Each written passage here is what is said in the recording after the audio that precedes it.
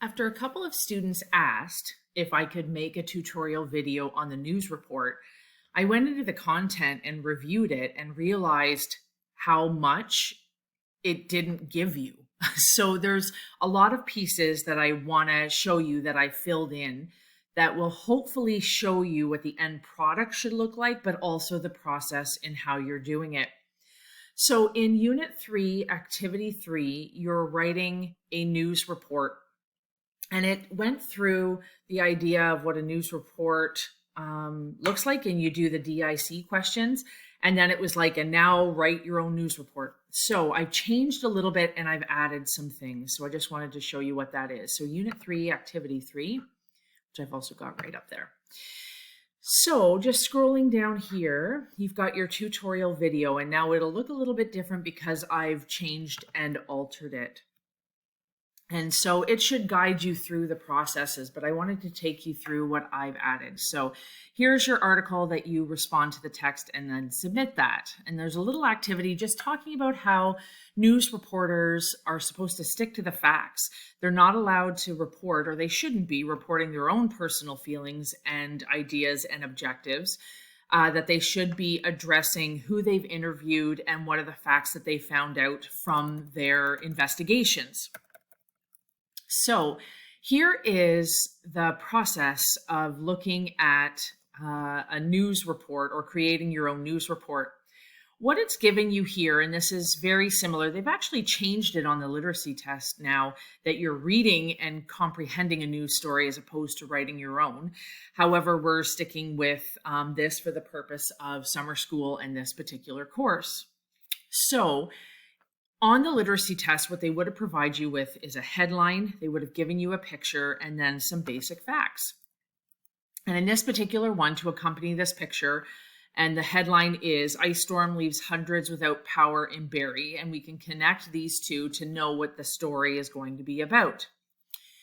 So the task has given us the basic facts. And in the process of writing a news report, the 5 W's and even the H, the how, are very important. They are the very first part of what goes into a news story. So instead of you creating every single part of this story, they've actually given that to you. What your job is to do is to combine all of those into your opening statement, like a topic sentence, but it's actually called a lead. And then after that, you're going to create out of your own mind and your own creativity all of these components. Now, what I noticed is that I've added some things in here. You'll see some links here. And the reason that I've done that is because it literally didn't have any of that. It just had the headline, picture, facts, and then said, add these, and bada boom, bada bing, you're done. And I thought there was a lot lacking there. So I wanted to give you just some steps that you could maybe go through. What I actually started with, I put it here at the top. I've done this activity, news reports, in a number of my classes, in mostly grade 9 and 10, but I also did it in the literacy course, where we posted up a picture and then we created the story around it. And then we created the people who we were going to interview. And then the students could use all of those details that we had up around the room. When we're not doing that in a classroom setting, the onus is on you to create all of those details. And it can be very daunting. So I wanted to show you, similar to this down here, what I had given them and the organizer I gave them.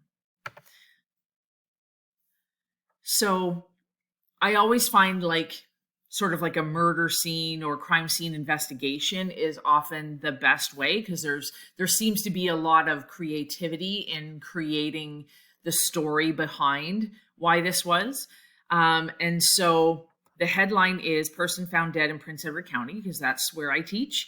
The picture was this, and then filled out were the unknown details. Now, we created this as a class. And then the left of what was left over were these particular things. In a news report, you need to have 2 quotations from a witness And there's a particular way that you can see how it's written, how you don't interview it. It's not like a news report. Like when we talked to the OPP, here's what they said, and then it cuts to a clip. It's done a little bit differently, but you have to think about, as a reporter, if I'm gathering facts, who are the two people or more people you're going to see in the student exemplar? There's a lot. Who are the two people that I want to interview? Why are they important to this story? And what did they have to say about it?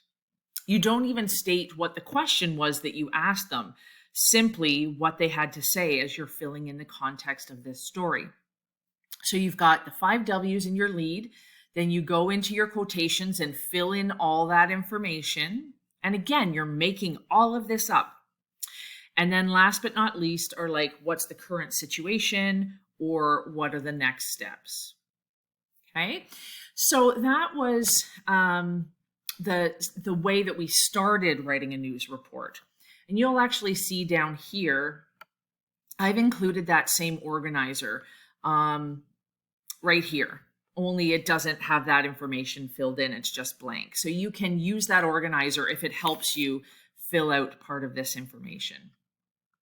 Okay, so these are just so you can see what goes into it or what it's supposed to look like. So from that organizer, here's an example of a news story.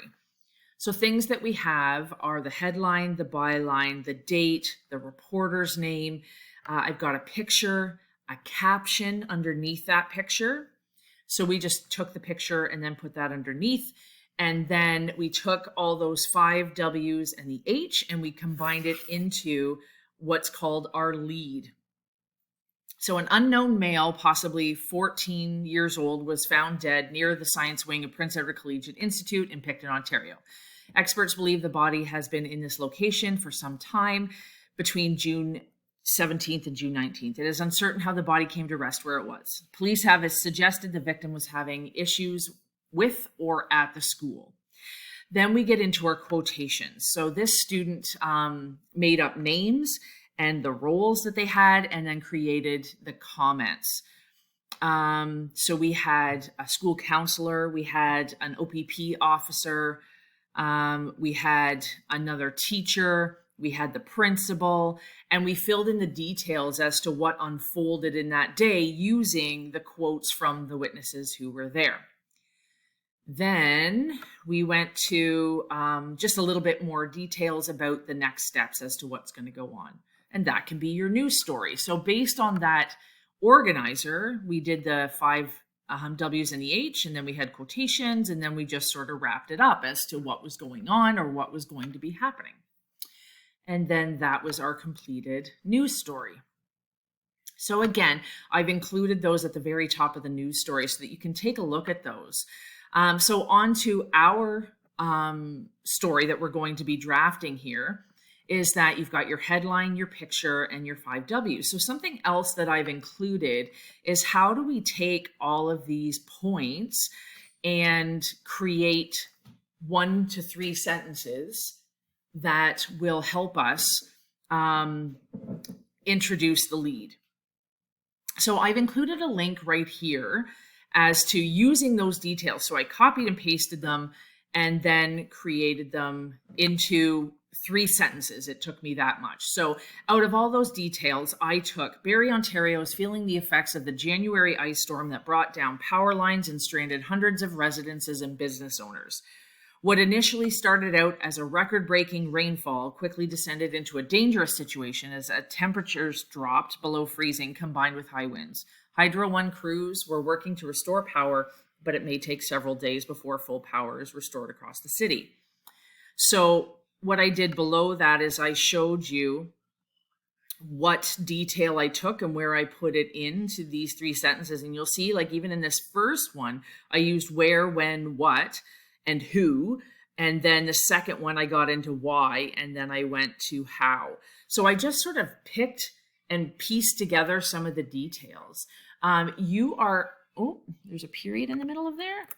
Weird. I'm not sure what's going on there. Maybe it's just a mark on my computer screen. It is.